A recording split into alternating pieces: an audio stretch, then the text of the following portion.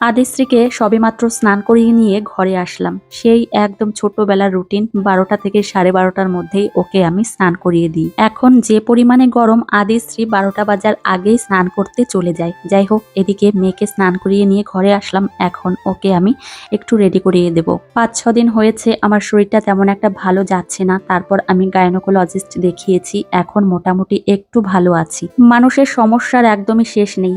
কদিন ভালো থাকবে, আবার কদিন খারাপ, এই নিয়েই চলতে হচ্ছে সারাটা বছর। যাই হোক, শরীরটা বেশ খারাপই ছিল কয়েকদিন ধরে, এখন মোটামুটি বেশ ভালোই আছি। এখন এত পরিমাণে গরম কি বলবো, মুখে একটু ক্রিম অ্যাপ্লাই করছি মেয়ের, আর এদিকে ঘেমে নিয়ে খারাপ অবস্থা হয়ে গেছে ওর। কয়েকদিন আগে আদিশ্রীর আঙুলটা কেটে গিয়েছিল, তারপর ও ব্লাড দেখতে পেয়েছে, সেই জন্য প্রচন্ড ভয়ে ভয়ে আছে। তবে আঙুলটা ঠিক হয়ে গেছে, কিন্তু এখনো পর্যন্ত ওর আঙুলে ব্যান্ডেজ করে দিতেই হবে। যাই হোক, মেয়েকে রেডি করানো হয়ে গেছে। আর আজ ভেবেছি মেয়ের জন্য একটু মাংস রান্না করব। দুপুরবেলায় ওকে মাংস দিয়ে ভাত খাওয়াবো। আমাদের জন্য বাড়িতে মাংস প্রায় রান্না করি, কিন্তু মেয়ের জন্য বেশ কয়েকদিন হয়েছে মাংস রান্না করি না, ওকে খাওয়ানো হয় না। ওকে প্রায় প্রত্যেক দিনই আমি মাছ খাওয়াই, কিন্তু মাংসটা খাওয়ানো হচ্ছে না। তো ভাবলাম আজ ওর জন্য একটু মাংস রান্না করে দিই। তো এদিকে দেখো, মাংস রান্না প্রায় হয়ে গেছে, একদম হালকা পাতলা করে রান্না করেছি। এখন যে পরিমাণে গরম, তাতে করে আমার মেয়েকে একদম হালকা তেল মশলা দিয়ে আমি মাংসের ঝোল রান্না করে দিয়েছি।